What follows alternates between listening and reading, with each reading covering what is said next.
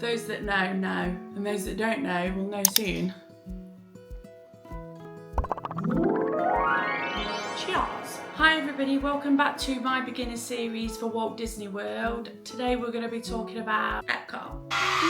So like all of the other videos, I'm going to go through what the main areas are, what there is to do in those areas, any recommendations that I've got, little tips that I've got, so stick around if you want to hear any of those. So within EPCOT, you've got four main areas: World Celebration, World Discovery, World Nature, and World Showcase. So once again, I'll go through on the app. So if you want to go through my Disney experience with me, just follow along on there. So we'll start with the main entrance. So this is where you're going to find the ticket centre. You'll see guest relations. This is where the stroller and wheelchair rental is. There's locker rentals. As soon as you walk through the entrance, on your right hand side, where there's a little bit of a design on the wall, you actually can meet Pluto there. You can also sometimes meet Phineas and Ferb as well. So if we then move on to World Celebration, this is basically where Spaceship Earth is, and then it's like the introduction to the rest of the park. This is Spaceship Earth. There's a ride in there, and what that is basically a really slow moving ride about basically the history of communication. It's a very nostalgic ride, any height ride, that one. There's also the new lounge there. So this is literally just opened, so you've got to be able to show a photo ID of being 21 and up. And then just to the left hand side of Spaceship Earth is the pin traders shop. That's going to be the biggest collection at EPCOT for pins. To the right hand side is the getaway gift, which is basically the shop that's going to give you the basics on things that you might need in the park, and then just a few other merch bits. So if we carry on going through World Celebration, if you carry on walking, we'll go to the right hand side first. That's where you'll find guest relations, and there's also Connections Cafe, which is the Starbucks location in EPCOT, and there's also Connections Eatery. They serve lunch and dinner. There's just the usual things at a theme park. I wouldn't recommend eating here. I'd go further into EPCOT and go around World Showcase, but I can show you why in a minute. Next, you're going to find Club Cool, a cocktail bar. So just a little fun fact, Coca-Cola was actually one of the first sponsors and partnerships that was handled by Walt Disney and Roy. When they were building the Disneyland park in California, Coca-Cola actually gave them a lot of money towards the build of that park, and it's one of the longest standing partnerships with Disney, which is why you'll find all the bottled drinks are going to be Coca-Cola. The freestyle machines are Coca-Cola. There's also like exclusive drinks and designs actually at Disney, but I'll show you more about that at Hollywood Studios next week. So basically Club Cool is where you can go to try a lot of the Coca-Cola products from all over the world. It's free to do, and you just get a little sample cup and you can just go along and taste any that you want really, and there's some cool souvenirs in there as well. So just a little bit further round, there's the Creation Shop. That's where you need to go first if you're looking for something specific that you've seen in other parks or at Disney Springs that you're looking for. I'd definitely nip into there and have a look. So if we start to loop just that little bit further round, there's a stand called Festival Favourites, and this is going to swap and change throughout the year with the EPCOT Festival Favourites and also some little additions as well. So like at the minute it's Grab and Goof, which is a cool kids summer menu, which is on from June the 3rd until September the 2nd. Ooh, that sounds nice. Goof is gone fishing. And then there's Communicore Hall. There's a lot of events that throughout the year, so you just need to check on the app at what's going on at the time that you're there. And then just a little bit further round is where you can meet Mickey and friends. This is technically still part of World Celebration according to the map that you can get in the parks. There's Journey into Imagination with Figment. I've actually never been on that ride, but I certainly wouldn't recommend a 30-minute wait for it because I know that you can get a walk on quite often for that. And then this is also where the Disney Pixar Short Film Festival is, so you can see a few of the Disney shorts, a few of the Pixar shorts. So if we keep to the left hand side, this is where World Nature is. So the first thing that you'll come to is the Journey of Water inspired by Moana. It's basically like a little walkthrough, and you get to do interactive things with water. You can go through a dry section as well if you don't want to get wet. It's probably really good to go sort of early-ish morning. Later on actually at night, it's really pretty to go around at night, so I'd recommend doing that. And just outside of that as well is where you can meet Moana. And then if we go just a little bit further here, this is where the Coral Reef restaurant is, and that's where you can eat seafood whilst looking at a tank full of fish. It's a nice restaurant. I probably wouldn't recommend it over other places, but it's fine to go to if that's what you fancy. So if we just carry on walking just a little bit further round, you'll come to the Seas with Nemo and Friends. That's a dark ride, very similar to Haunted Mansion system, but it talks you through the story of Finding Nemo. It's a really cute ride, and then it actually brings you out into the Sea Base Aquarium, which is a 5.7 million gallon aquarium. You can actually snorkel here. I'll put footage of my brother and my sister-in-law snorkeling when we went in September 2024. That was really fun to watch. But it's a huge, you can spend a lot of time in there, and it's really nice. It's nice and cool, so if it's really hot outside, I'd recommend taking everybody in there. Within Sea Base Aquarium is the Turtle Talk with Crush. That's really fun to go to. So just a little bit further round, you'll come to the land. That's still part of World Nature. So that is an inside area. So if it's chucking it down with rain, that's somewhere that you can head into, and there's quite a few things to do in there that you can take a bit of time while you're waiting for the rain to pass. So there's Awesome Planet, which is just a 10-minute film with really nice scenery from around the globe. There's Soaring Around the World. That's got a 40-inch height requirement. That's a really good ride to go on. To be fair, you can get it shorter than 45 minutes, but I would personally still wait 45 minutes if it's something that I've not been on that trip yet. There's Sunshine Seasons in there. They do breakfast, lunch and dinner, and they've got really good options. There's a lot more healthier options in there as well. And then you've got Garden Grill, which is a really slow rotating restaurant. It doesn't make you feel ill because you can't really feel it at all. That's a character meal. You can go there for breakfast, lunch or dinner, and I think you get to meet Chip, Dale, Mickey and Pluto. I can't remember if Goofy's there as well. I can't remember, but that's a really nice one to go to. And then there's also Living with the Land as well. So that's the last ride within the land building, and that's basically a slow boat ride. There's no drops or anything like that. It takes you around the greenhouses that they've got, which basically shows you some really innovative ways to grow food. And actually some of the produce that they make within the ride of Living with the Land is stuff that they use at Garden Grill, so it's really fresh. So if we move on to World Discovery, so within that let's start at the top. Let's start at the very beginning. I don't want to get copyright. So just behind the back of the creation shop, you can walk through these, by the way. There's a play area, not for adults. You can't play on this, unfortunately. I don't really know much about if it's a good play area or not, because I don't have children. I will be doing a video with one of my friends who's got twins, and she's gonna basically come on and give some tips for at Walt Disney World, so keep an eye out for that one if that's what you're looking for. Just a little bit further along, there's the refreshment station, which is where you can get frozen Coca-Cola drinks. They're really nice. It's not always open though. And then there's Test Track. That's actually closed for refurbishment at the minute, but they've just put some of the walls down. You can start to see some of the new signage going in and things like that. That'll be opening at the end of summer this year, actually, early fall. That one's got a 40-inch height requirement as well. That's a really good ride to go on. So, and I'm looking forward to going on it now that they've refurbished it as well. So I have to check that one out in October. And then just a little bit further round, you've got the Space 220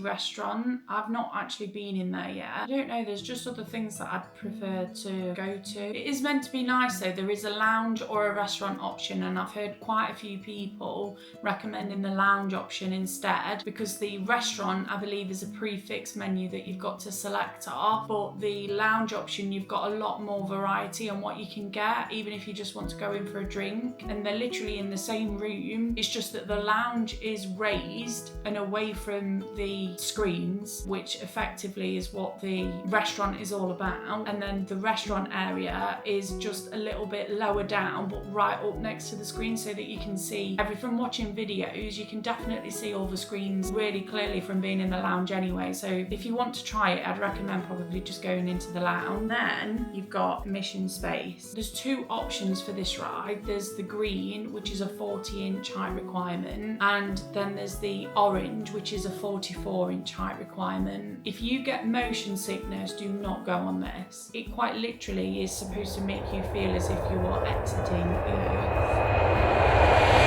space. So I know people that have got ill for the rest of the day off it and had to go back to the resort, so it's not worth it if you're not really interested. But then again, you know, I couldn't do it, which is why I suppose I can't recommend it, because I've never done it. It would make me really ill.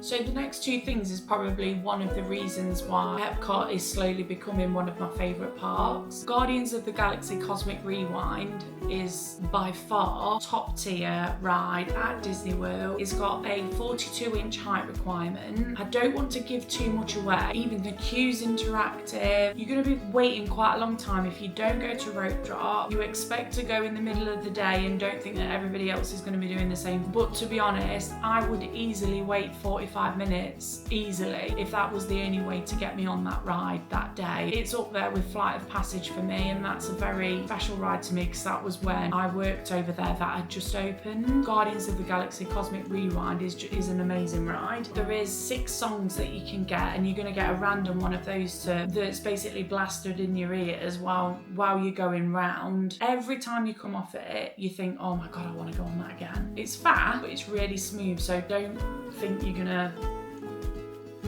you know, go like this in your head or anything like that. That's not going to happen. It's an awesome ride. I love it. And then just outside of Cosmic Rewind is the Treasures of Xandar. I got a t-shirt from there, and I'm definitely going to be wearing that in October. Got a little rocket and Groot on the back, so that's really cute. As you're walking past the Star Blaster ship, you are going to find one of the greatest character interactions on Disney property. Jokes aside though, it's a really good interaction. Star-Lord, by the way, is a roaming character, so you're not gonna like have a queue, but there might be a crowd of people sort of walking past him that want photos and things like that. He will stop. He stopped and did a little dance with me and a couple of my friends, and it was funny. They were laughing at me because I was starstruck. Yeah, it's a really good interaction, and I'll just leave it at that. I had a really funny moment with a complete and utter stranger when I first saw the character, because, yeah, I probably won't go into that, but let's just say there's an elderly lady somewhere that me and her, we were vibing on the same floor. She's me, I am her. Okay, so I need to move on.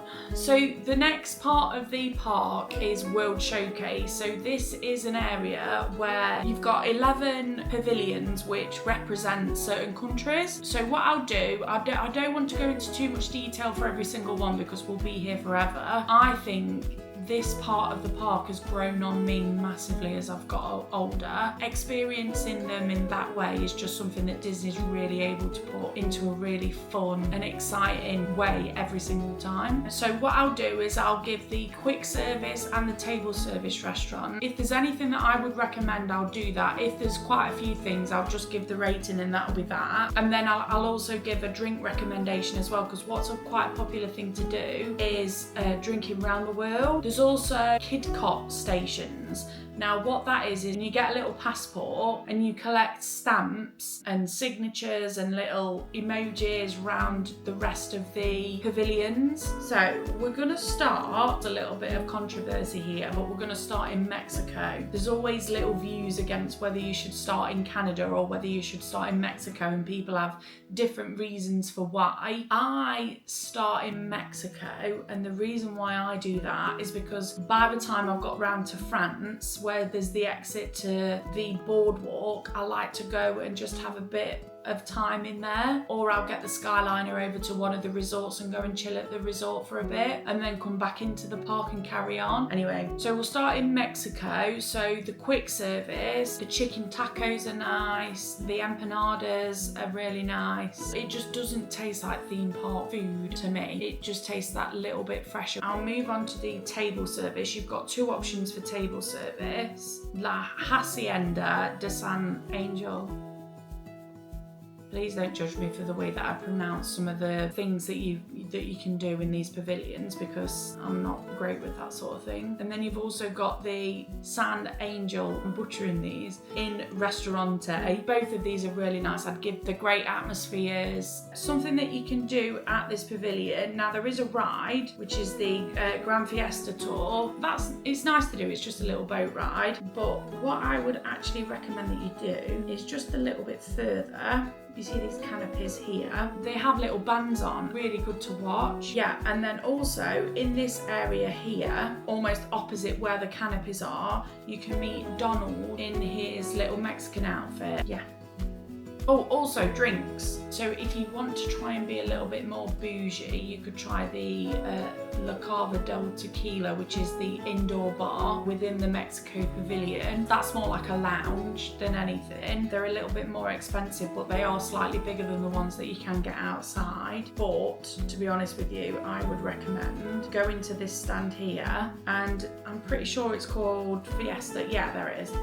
It's a frozen margarita and it's called Fiesta. Really nice. Recommend. It's basically a combination of all the other three frozen margaritas.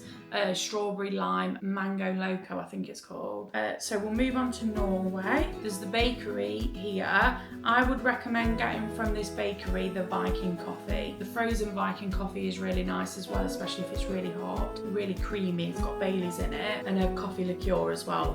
Really nice. This is also where Frozen is.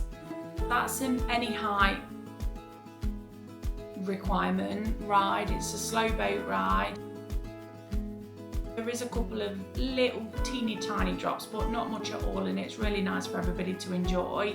They've got really good animatronics on that as well. But what I would recommend is, if you don't do this one for rope drop, try and get a lightning lane. I'll go through what lightning lanes are in another video. Waiting in line for this one, I think, is quite infuriating, to be honest, because you see all of the lightning lanes just filtering constantly. And I know obviously that's the point of lightning lane, but also it just makes it a really difficult thing to see when you've been stood there for an hour. The table service here, family style buffet, so they'll bring it to your table and keep sort of refreshing it. But you can meet some good characters there. So if you've got somebody that wants to meet quite a few princesses, that's actually a pretty good place to go. I would probably recommend doing this one for breakfast. I've done this one for breakfast only once, and it was nice, it was fine. But the reason why I did it is so that I could get on Frozen literally straight away as soon as we'd finished the meal. I got the earliest reservation that I could, but World Showcase actually opens just that little bit later on than the rest of the park. So unless you're going for the rides that do open early, there's not as many people as there will be there in the middle of the day when everything's open in World Showcase.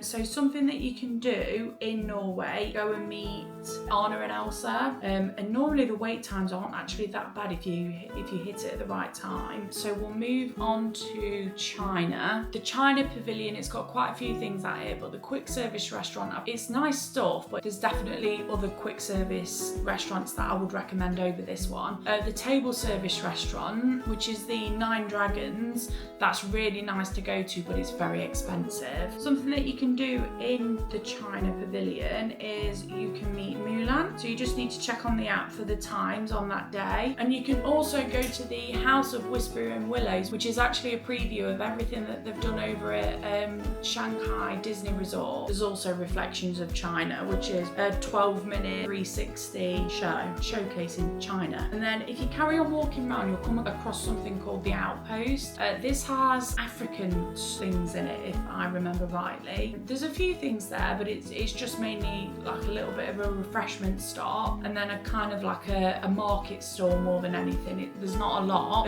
but do keep an eye out on this area for when there's a festival on. It's a good stop to go to. So if we carry on going around, we'll come to Germany. You've got a little little snack stand which does things like pretzels, bratwurst, beer. I've never eaten here because I just know it. I always find it way too hot to eat things like that, which is also a reflection on the table service, which is the Biergarten restaurant. I've never eaten here. It's a buffet.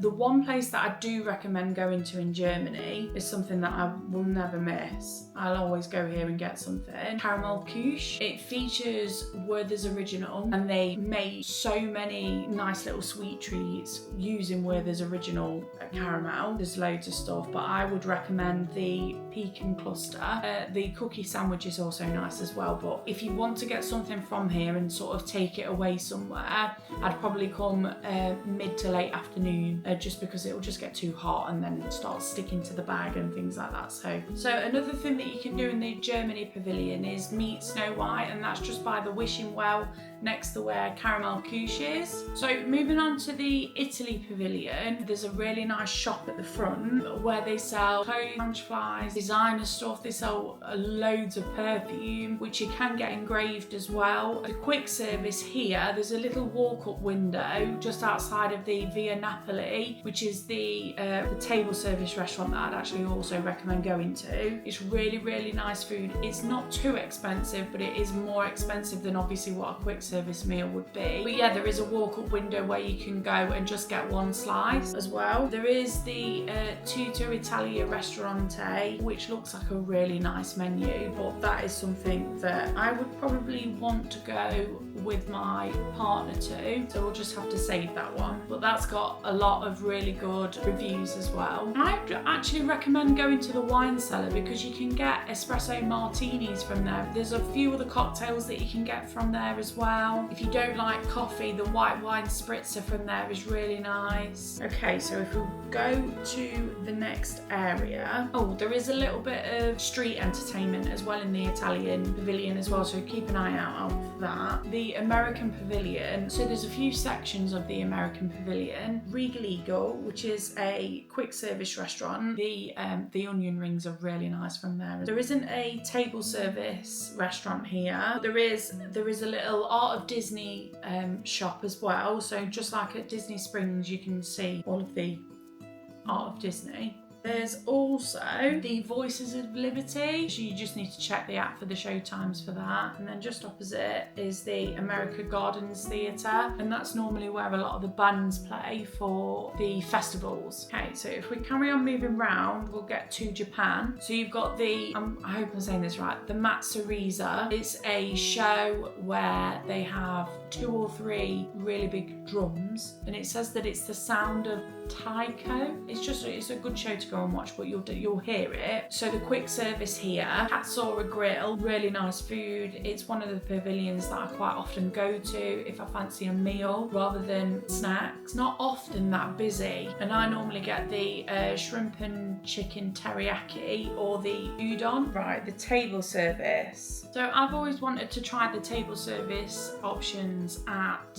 the Japan pavilion. I've never really managed to have somebody there with me that wanted to go. It's not really a place that I wanted to experience when I was on my own. So if we carry on round to Morocco, I've actually not done a lot of stuff at EPCOT when I keep saying this. I've never eaten in Morocco. The spicy shrimp sounds nice, but apart from that, I'm not really that bothered, to be honest. There's a good fireworks viewing spot in this area. There is a small canopy in this area with a band, and you can also meet Jasmine, one of the nicest pavilions to walk around there because it's really pretty around there, so do make sure that you do have a look around. So if we carry on, we're going to get to France. Just to stay on characters, you're going to be able to meet Belle, which is on the right hand side if you come in from Morocco.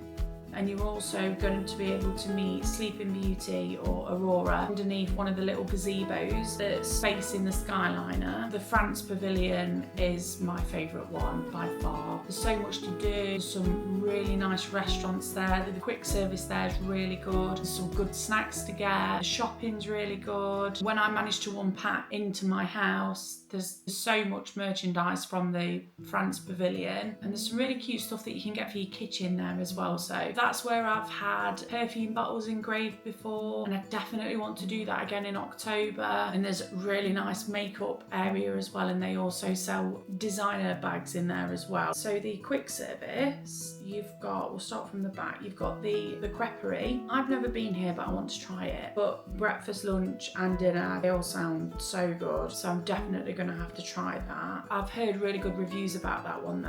And then if we move over to Léo Boulangerie Patisserie, this is basically a French bakery. They sell sandwiches, they sell croissants, they sell patisserie goods. I normally have the jambon beurre or the croissant, the jambon fromage ham and cheese croissant. They're both really nice. The macaron framboise et citron. It's a macaron with raspberry and lime inside of it. Really nice. The mimosa from there is really nice. Just next to that is the L'Artisan de Glace. It's the ice cream shop. Really nice ice cream from here. This or the Italian pavilion is where I go if I want to get an ice cream at Epcot. And they do a macaron with a scoop of ice cream. If you've not noticed by now, macarons are favourite desserts. Deliciement, which is not a French word by the way. So the table service, you've got Chefs de France and Monsieur Paul. The Chefs de France is one where you can basically order off the menu. That's just a normal table service restaurant. It's really nice in there. And then the Monsieur Paul is a prefix menu. Very, very expensive.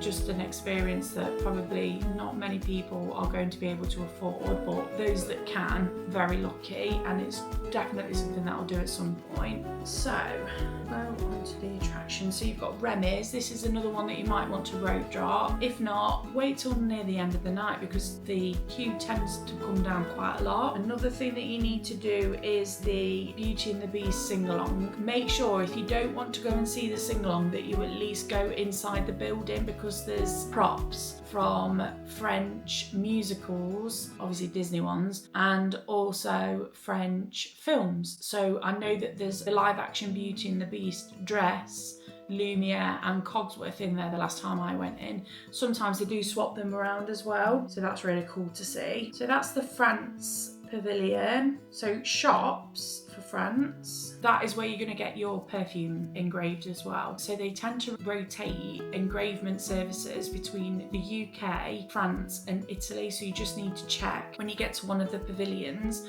which one is actually doing the service that week. It's a really nice shop to go in. So if we go over the bridge, another character that you can meet here is Daisy Duck, and it's going to look like you're heading out of the park, but you can just go down here, go in the shop, meet Daisy and then come back up. It's not a problem. The World Travellers is a good shop to go to, but again it's just something where you might find things that you might need for the park because that's an exit and an entrance as well. Anyway, so if we carry on going towards the UK, there's two characters that you can meet here. You've got Alice, and then you can also meet Winnie the Pooh. Entertainment here is there's a band that basically is like a rock band that plays 1960s until 1990s British rock band music. So it's worth watching them, that's good. There's like a little tea shop. You've got the Yorkshire County Fish Shop. So what I will say is this one is reviewed really well. I would class this as pub fish and chips, not fish and chip shop fish and chips, if that makes sense. The chips are like the triple cooked ones that you can get from a lot of pubs in the UK. Even though it's quite light, it's still quite greasy and thick. So in my personal opinion, I don't think it's like a fish and chip shop fish and chips.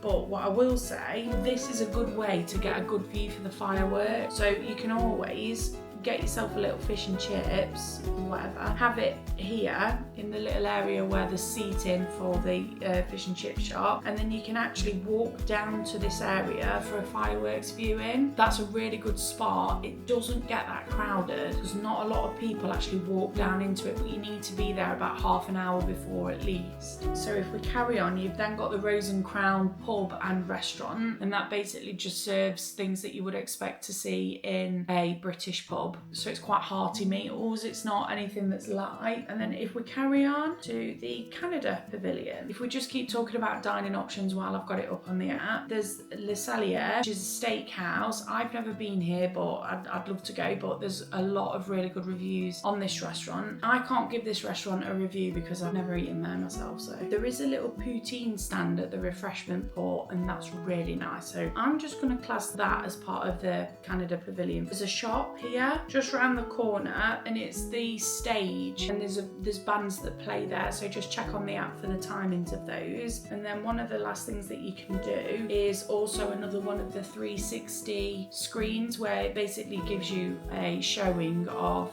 the beauty of Canada. And that brings you back round to the front, and there's two really good merchandise shops right at the front of World Showcase, by the way, as well, and that's Port of Entry and Disney Traders. They do really good little finds. Okay, so I'm going to go through what a normal day at EPCOT might look like for me, and just bear in mind that this differs every time, so you just have to work with what timings you get on rides and things like that as well. So I'll probably get there for about 8:15, ready for rope drop, and I'll rope drop Guardians of the Galaxy. At 9 a.m. when the park opens after Guardians, I'll go on to Soarin' in the land, and I will then come out, get some breakfast at Sunshine Seasons. They do really good breakfast options, so I like to either go there or go over to the France Pavilion. And then I'll come out and meet Moana and go round the Journey of Water. And then it'll probably be about 11 o'clock, so I'll start to head over towards the World Showcase, where I'll start in Mexico and just start to make my way round. And then I will probably have lunch either at Japan or the France Pavilion, but more than likely in the France Pavilion. We'll go over and meet Daisy Duck just by where World Traveller is, and then get the Skyliner over to the Riviera Resort. Go out and chill there for a bit.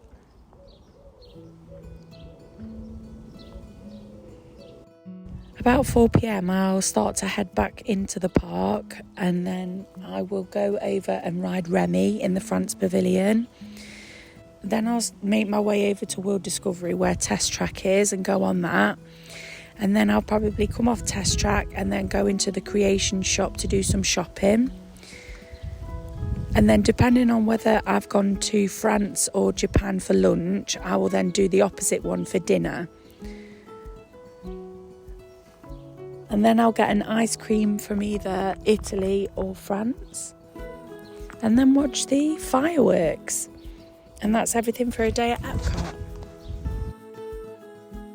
So there's 3 ways that you can get to this park via Disney transportation. There's the monorail, there's Disney buses, and there's also the Skyliner as well. And then the Skyliner is right at the back where the France Pavilion is. And this is where, if you continue walking, this is where the boardwalk is. So this is what I would actually recommend going to, or get the Skyliner to the Riviera and just chill there, because it's not far away, it's literally. So some things that happen at EPCOT are the festivals. We'll start from the start of the year. You've got the Festival of the Arts, then you've got the Flower and Garden Festival, and then you've got the Food and Wine Festival. That's my favourite one. That's on this year from August the 28th until November the 22nd. And then you've got the International Festival of the Holidays. That's the Christmas one. So when it comes to the festivals, basically what will happen is throughout the whole of the World Showcase, you'll see little huts, and at these little huts there'll be different cuisines to try. There'll be additional things for each of the pavilions sometimes. So France does a really good stand most of the time. Yeah, so there's just additional things that you can do. There's normally like some sort of trail that you can do.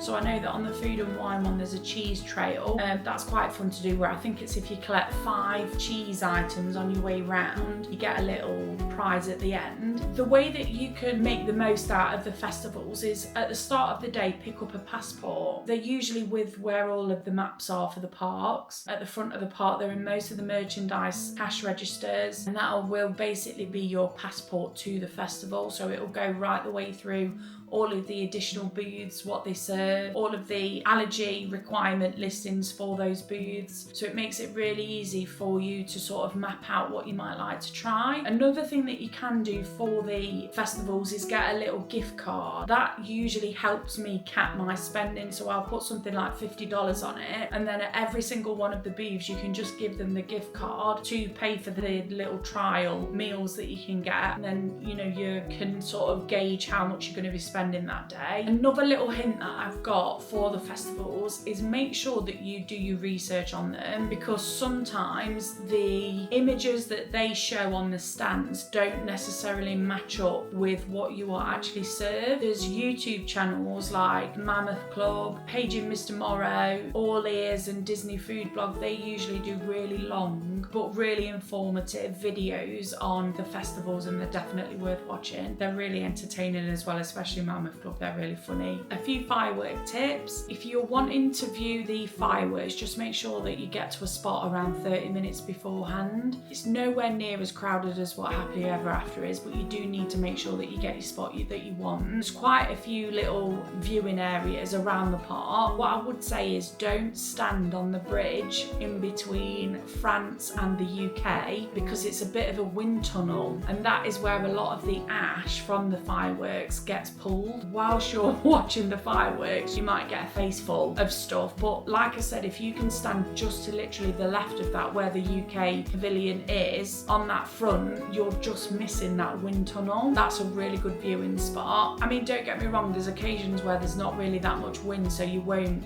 that's a good viewing place if the bridge isn't too busy. What I would say is a good thing about the UK pavilion to watch the fireworks is you can make a little escape quite quickly, because you're really close to where the Skyliner is. And so usually what I will do is I will watch the fireworks, I will get the Skyliner over to Hollywood Studios depending on what times Fantasmic is on that night. Sometimes you can literally just time it so you can get on the Skyliner after the fireworks at Epcot, get over to Hollywood Studios, and then you're just missing the crowds of people coming out of Fantasmic to get on the buses, because the Skyliner at Hollywood Studios is right next to where the buses are as well. A little tip, but you can also see the fireworks from the boardwalk really clearly, so that's just somewhere nice to go and chill if you want to do that. You won't necessarily see the show that's actually in the middle of Epcot, you'll just see the fireworks that go off above it, but it's a nice place to be, the boardwalk is. So that's my video for Epcot. If you've got any questions or anything like that, feel free to message me. Let me know if this video was helpful or not. Next week's will be on Hollywood Studios. Thank you if you've made it this far into the video. I'm really enjoying making these, so I hope you enjoy watching them as well, and I will see you next week.